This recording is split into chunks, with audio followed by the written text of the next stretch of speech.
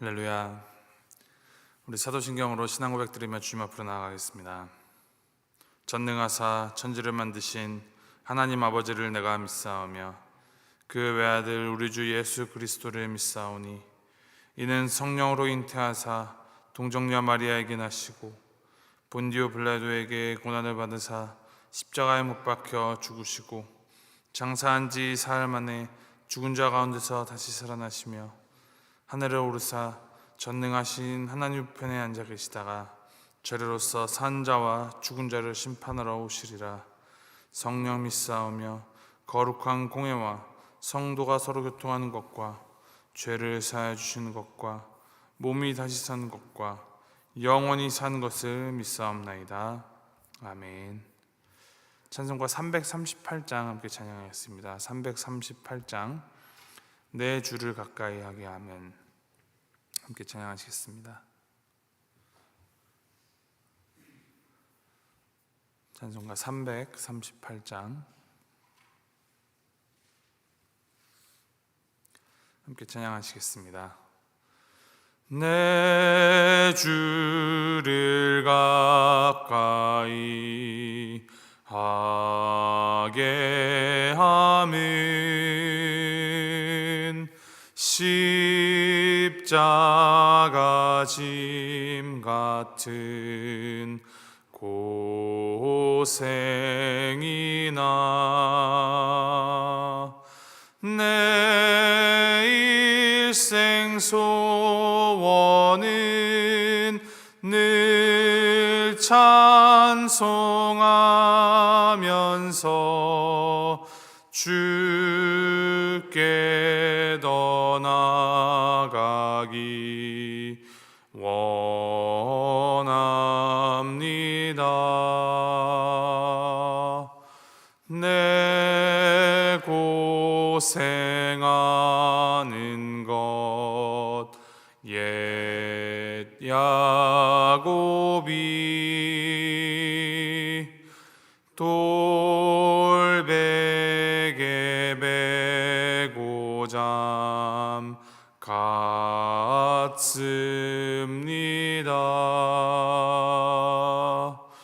꿈에도 소원이 늘 찬송하면서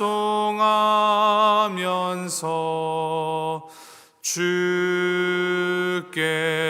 더 나아가기 원합니다.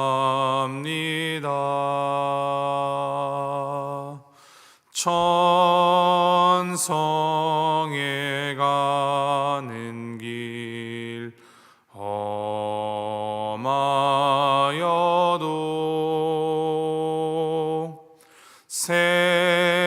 생명길 되나니 은혜로다.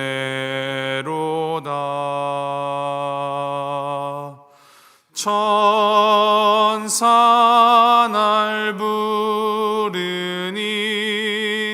늘 찬송하면서 주께 더 나아가기 원합니다.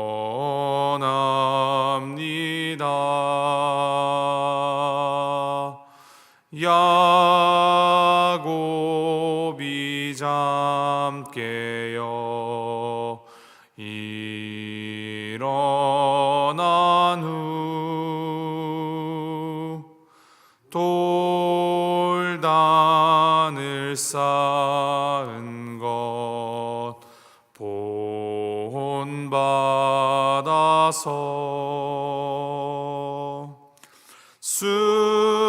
숨질 때 되도록 늘 찬송하면서 주께 더 나아가기 원합니다.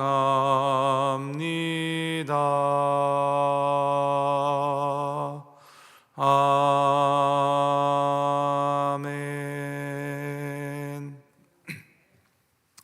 하나님께서 오늘 우리에게 주신 말씀 열왕기하 20장 12절부터 21절까지 말씀입니다.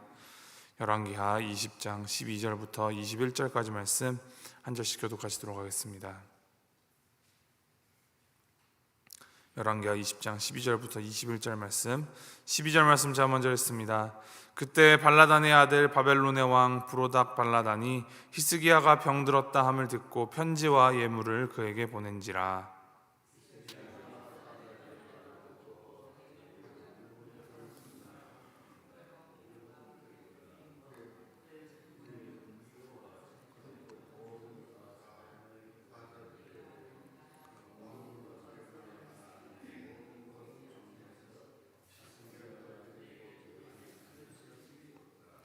선지자 이사야가 히스기야 왕에게 나와 그에게 이르되 이 사람들이 무슨 말을 하였으며 어디서부터 왕에게 왔나이까? 히스기야가 이르되 먼 지방 바벨론에서 왔나이다 하니,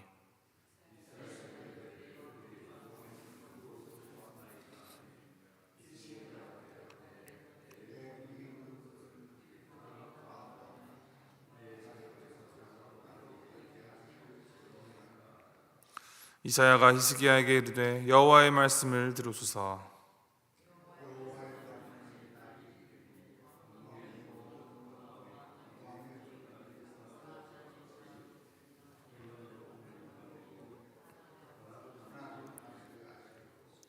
또 왕의 몸에서 날 아들 중에서 사로잡혀 바벨론 왕궁의 환관이 되리라 하셨나이다 하니,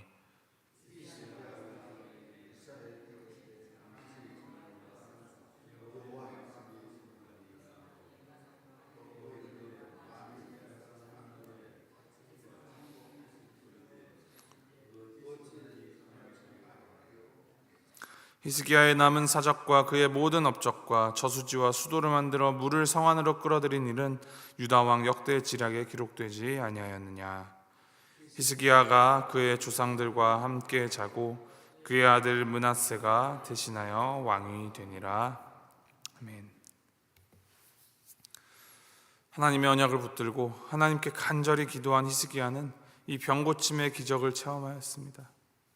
거기다가 하나님의 이 치유의 표징으로 해시계의 그림자가 10도 뒤로 물러간 기적까지 체험하였습니다. 15년이라는 시간을 하나님의 은혜로 얻게 된 히스기야, 이 하나님의 은혜와 기적을 체험하였으니 얼마나 그 15년이 기대가 되었겠습니까? 오늘 본문은 그 이후의 이야기를 기록하고 있습니다. 이 히스기야에 대한 병행 구절인 이 역대하 32장 말씀을 보면 히스기야의 통치 아래 남유다가 아주 번창하였음을 보게 됩니다. 온갖 보물과 산물들, 그것들을 거둘 거대한 창고를 세워서 가득 채울 정도로 국가 재정이 아주 풍부해졌습니다. 외양간도 가축으로 가득 차고 예루살렘 성에 물을 공급하기 위한 수로 공사까지 아주 잘 마칩니다. 나라가 부강하던 그때, 오늘 본문 12절 말씀을 보면 바벨론의 왕 브로닥 발라단이 히스기야에게 서신을 보냅니다. 히스기야가 병들었다는 소식을 들었다 하는데, 이 병들었다라는 단어의 시제가 원어에서는 완료형으로 쓰여 있습니다. 그러니 병에 들었다가 나았다라는 소식을 들었다라고 볼 수 있을 것입니다. 그래서 축하한다는 의미에서 사절단을 보냈는데, 이것은 단순한 이 축하의 편지가 아닙니다. 당시 이 고대 근동 지방이 가장 강력하였던 아수르나 애굽을 또 견제하기 위하여서 바벨론과 이 남유다가 동맹을 맺자는 제안을 하고자 이 사절단을 보낸 것입니다. 13절 말씀을 보면 이 사절단을 맞이하는 히스기야가 자기 보물고의 금은과 향품과 군기고와 창고의 모든 것을 다 그들에게 보여줍니다. 주목해야 할 지점은 자기 보물고, 그의 군기고, 그의 군대 등 이 모든 것이 이 소유격이 자기, 그 히스기야를 나타내므로 이것이 히스기야의 소유로 드러내었다라고 기록되어 있다는 것입니다. 그가 받은 모든 것이 누구의 것입니까? 그의 목숨을 보전해 주시고 이 남유다가 번영할 수 있도록 은혜를 주신 분, 하나님이십니다. 그런데 히스기야는 그 은혜를 받은 자로서 그 은혜에 걸맞게 반응하지 않았습니다. 바벨론의 이 사자들에게 왕궁과 나라의 모든 것을 다 보여줍니다. 이것은 어찌 보면 이 남유다가 이룬 국력을 자랑하고자 함일 수도 있고, 혹은 바벨론에게 그만큼 신뢰 관계를 구축하기 위하여 남유다의 것들을 먼저 다 공개하는 것일 수도 있습니다. 어느 쪽이든 간에 중요한 것은 히스기야가 하나님의 은혜를 잊어버리고 하나님이 아닌 다른 것을 의지하려는 그 의도가 너무나 빤히 보인다라는 것입니다. 이것이 얼마나 어리석은 일입니까? 하나님의 은혜로 생이 연장받았고 놀라운 기적까지 보고 또 체험하였는데 하나님이 아닌 바벨론을, 그리고 자기 자신을 드러내고 의지하기에 바쁩니다. 그런데 사실 이 모습이 우리의 모습과 크게 다르지 않다라는 점이 가장 중요한 점입니다. 삶이 형통할 땐 하나님을 후순위에 두지는 않는지, 혹은 하나님이 아닌 눈에 보이는 다른 것들에 더 마음을 두고 그것으로 나를 드러내려고 하고 있지는 않은지 말씀에 비추어서 우리 스스로를 항상 점검해 보아야 합니다. 히스기야의 이러한 태도에 하나님이 진노하십니다. 히스기야가 이 바벨론 사신들을 환대하면서 나라의 이 보물고 무기고를 다 보여주었다라는 그 소식을 들은 이사야가 즉시 히스기야에게 나아가서 말합니다. 이사야가 3가지 질문을 하는데, 사실 이 질문은 답을 듣기 위한 것이 아니라 히스기야 스스로 행한 일을 깨닫게 하려는 목적으로 물어보고 있는 것입니다. 첫 번째 질문이 이 사람들이 무슨 말을 하였는가? 이 질문은 바벨론 사신들이 히스기야가 체험한 기적에 치유에 물었을 텐데, 왕은 하나님의 은혜에 감사하며 영광을 하나님께 돌리지 않고 이 자신의 세상적인 힘을 과시함으로써 하나님을 모욕했다라는 질책입니다. 두 번째, 어디서부터 왕에게 왔나이까? 이것도 몰라서 물은 게 아닙니다. 바벨론은 아수르와 다를 바 없는 아주 사악하고 교활한 세력인데 그 실체를 아느냐라고 질문하는 것입니다. 그런데 히스기야는 아주 철없게도 먼 지방 바벨론에서 왔다라고 대답하는데, 우리가 나중에 알게 되듯이 이 거리와 상관없이 바벨론은 유다를 멸망시키러 쳐들어오게 됩니다. 세 번째 질문, 그들이 왕궁에서 무엇을 보았나이까 하는 질문입니다. 이것은 아수르 못지않게 악한 제국인 이 바벨론에게 나라의 보물과 무기고를 다 보여준 이 히스기야의 어리석고 경솔한 처사에 대한 책망이 담겨있는 질문입니다. 믿음의 사람도 교만해지면 순식간에 이런 어리석은 말과 행동을 할 수 있다라는 것입니다. 그리고 이사야가 하나님의 말씀을 전합니다. 16절부터 18절 말씀입니다. 이사야가 히스기야에게 이르되 여호와의 말씀을 들으소서. 여호와의 말씀이 날이 이르리니 왕궁의 모든 것과 왕의 조상들이 오늘까지 쌓아두었던 것이 바벨론으로 옮긴 바 되고 하나도 남지 아니할 것이요 또 왕의 몸에서 날 아들 중에서 사로잡혀 바벨론 왕궁의 환관이 되리라 하셨나이다. 히스기야가 아수르를 대항하여서 동맹으로 삼으려는 바로 그 바벨론에게 유다가 오히려 멸망당할 것이라 말씀하십니다. 히스기야가 자랑하며 과시했던 그 많은 보물을 다 남김없이 바벨론으로 옮겨질 것이며 히스기야의 아들들 중에는 바벨론에 포로로 잡혀가서 환관이 되는 자가 있을 정도로 비참하게 될 것이다 하십니다. 그리고 히스기야는 이 하나님의 심판 선고를 담담하게 받아들입니다. 19절 말씀입니다. 히스기야가 이사야에게 이르되 당신이 전한 바 여호와의 말씀이 선하니이다 하고 또 이르되 만일 내가 사는 날에 태평과 진실이 있을진데 어찌 선하지 아니하리요. 사실 이 부분이 히스기야가 하나님 앞에 정직하게 행한 이 선한 왕이라 평가받는 부분입니다. 그냥 얼핏 보면 내가 사는 날 동안은 평안하다 하니 괜찮다 라는 이런 이기적이고 비겁한 이야기를 하는 것으로 들릴지도 모르겠습니다. 그러나 역대하 32장 26절 말씀을 보면 히스기야가 마음의 교만함을 뉘우치고 예루살렘 주민들도 그와 같이 하여 하나님의 진노가 히스기야의 생전에는 내리지 않았다라고 기록을 합니다. 이러한 맥락에서 19절의 말씀을 볼 때 이것은 히스기야의 회개의 대목입니다. 자신의 잘못, 자신의 죄가를 인정하고 뉘우치고 그 죄에 대하여 심판하시는 하나님께서 신실하시다, 선하시다라고 고백하는 이 하나님의 성품에 대하여 다시금 되새기면서 하나님께로 방향을 돌이키는 진실한 회개가 그 안에서 일어나는 것입니다. 말씀을 정리하면서 이 히스기야의 생애를 읽어내려갈 때 많은 일이 있었음을 보게 됩니다. 그 가운데에서 하나님을 온전히 의지하는 삶, 잘못하더라도 하나님께로 돌이켜 다시 중심을 잡는 그의 모습을 볼 때 이러한 삶이 하나님 앞에 정직한, 하나님 보시기에 선한 인생이다라는 것을 배우게 됩니다. 하나님을 의지할 것인가? 사람을 의지할 것인가? 선지서의 선지자들의 이 끊임없이 계속되는 일관성 있는 지적입니다. 그리고 이 질문은 오늘 우리에게도 던져집니다. 나는 오늘 누구를 의지하고 있습니까?